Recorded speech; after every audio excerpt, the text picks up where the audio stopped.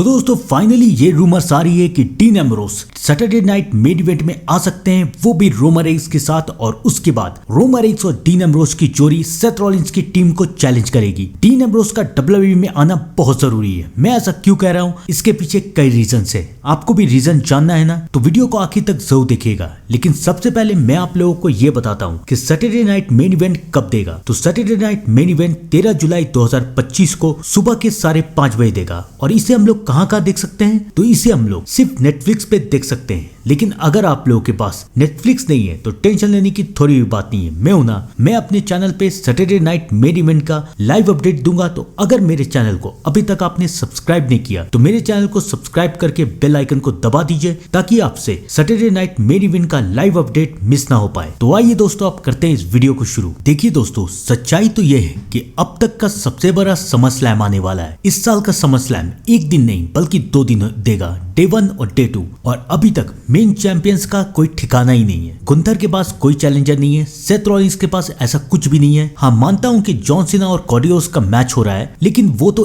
Day 2 का main event है। Day 1 में क्या होगा? और समर स्लैम में एक मैच तो होते नहीं है, समर स्लैम में कई सारे मैच होते हैं। और अभी WWE फैंस का ये कहना है कि WWE ने बोर कर रही है। WWE में ना कोई अच्छा सेगमेंट चल रहा है, ना कोई अच्छी दुश्मनी। कई साल के बाद ऐसा हुआ है कि WWE फैंस को समर स्लैम का इंतजार ही नहीं है, समर स्लैम का कोई हाइप ही नहीं है। तो अब WWE ने ये फैसला किया है कि वो समर स्लैम के हाइप को बढ़ाएगी। और इसकी शुरुआत WWE ने रॉ में ही कर दी थी। कैसे, मैं आप लोगों को याद दिलाता हूँ। रॉ में कई दिनों के बाद पॉल हेमन ने रोमन रेंस को चैलेंज किया। पॉल हेमन ने ये कहा कि रोमन रेंस के अंदर हिम्मत ही नहीं है कि रोमन रेंस सेथ रॉलिंस के सामने आ सके, सेथ रॉलिंस को चैलेंज कर सके। क्योंकि रोमन रेंस अच्छी तरीके से जानता है कि अगर वो सेथ रॉलिंस और उनकी टीम के सामने आएगा तो उसका अंजाम क्या होगा। पॉल हेमन ने ये बात बेफिजूल में तो कही नहीं है। जाहिर सी बात है कि पॉल हेमन ये इशारा करना चाहते हैं कि अब वक्त आ गया है कि रोमन रेंस वापस आए। सैटरडे नाइट मेन इवेंट में सेथ रॉलिंस और एले नाइट का मैच हो रहा है, और हम सब जानते हैं कि इस मैच में कौन जीतेगा। इस मैच में